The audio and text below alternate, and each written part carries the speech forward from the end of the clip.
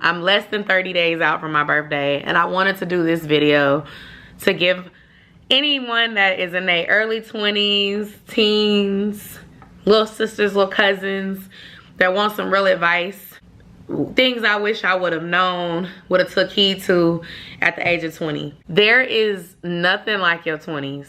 Your early 20s, when you're still figuring it out, if you don't have any children yet, and you have that opportunity to really explore, be selfish, do what you want to do, I would have told myself to live life to the fullest.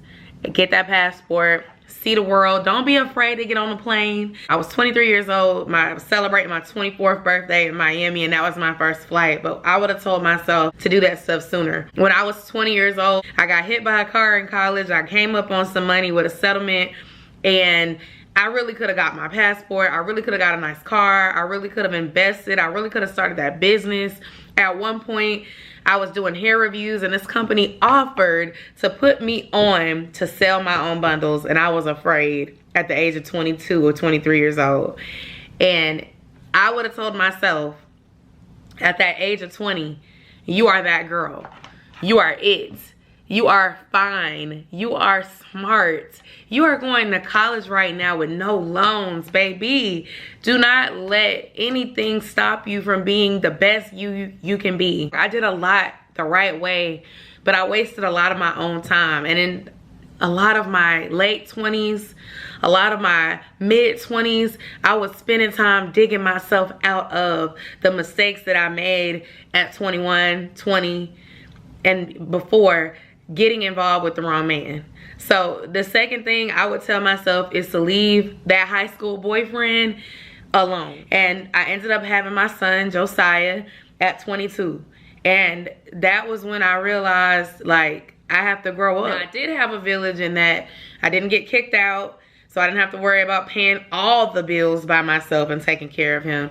But I had to, you know, get my stuff together really quick, find a job with benefits really quick, find my own babysitter, and that wasn't really quick. It took me some months. Like, Josiah was about 1 year old when I finally found a steady childcare option. And it was a lot of trial and error. And I would have told myself, do not worry about a relationship. You are the prize, and you need to work on you. This is your selfish season.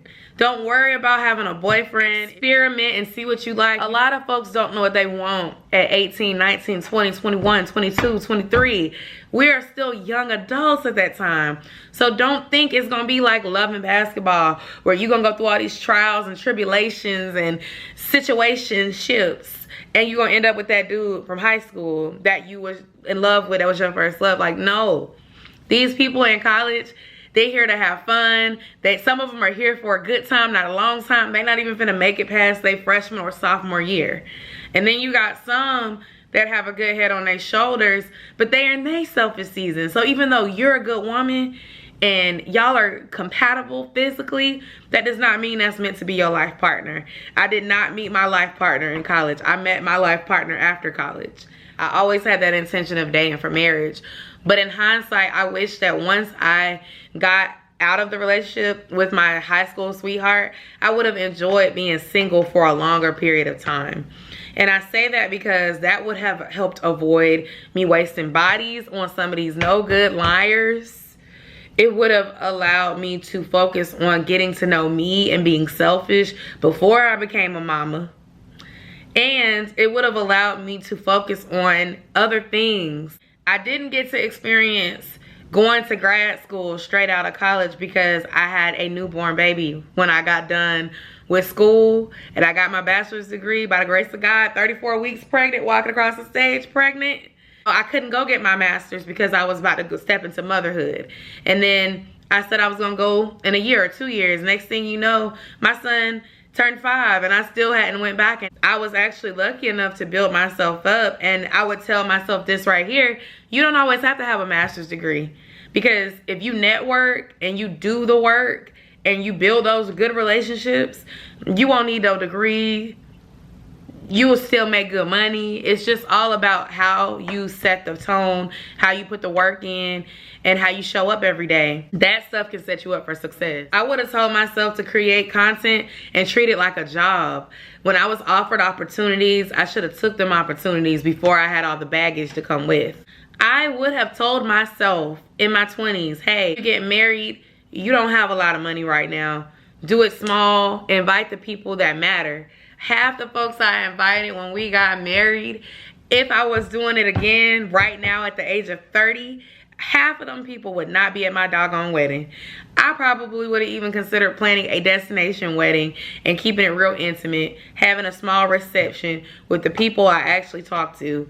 We are still considering doing a vow renewal because it'll be 5 years this year that my husband and I have been married.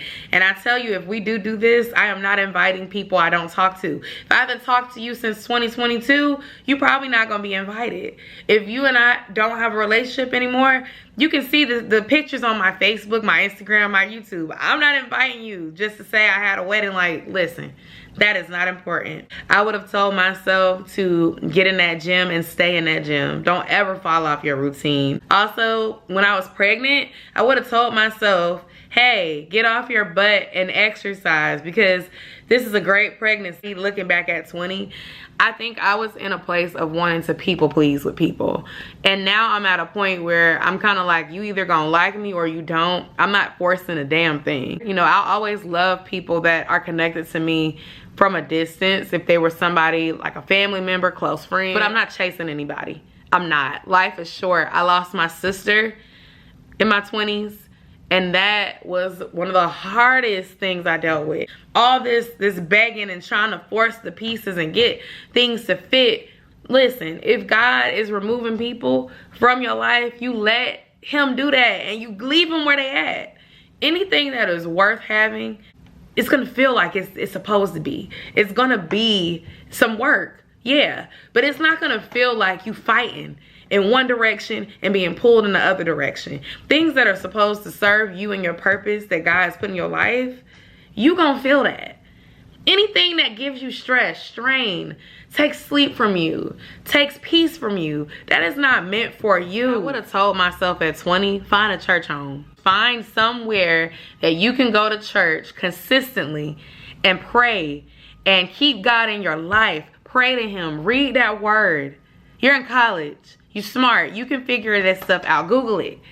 Stay connected with God, because when you get away from him, everything in your life gonna start falling apart. Listen to the people that have your best interest in heart, but also understand that you are unique. God gave you a gift, and you cannot take everybody with you and still get that gift. Certain people are gonna prevent you from getting ahead because they are doing things that they don't got no business doing. So the garden ain't gonna grow where they at. Your garden is delayed because you over here trying to water theirs and pouring into their stuff. You're not even sowing seeds for yourself. Those are just some things I would have told myself in my 20s. Heading into 30, I am so grateful. I have so much gratitude for how far I've come. The fact that I was able to stamp my passport internationally. The fact that I am a homeowner. The fact that I am in my field with my 1 degree and no debt. The fact that I paid off my car. That I am a mother, a wife. I'm proud of all those things. And I'm so grateful that I was able to overcome some of the obstacles that I experienced in my 20s. I just hope that 30 is really that time to live it up.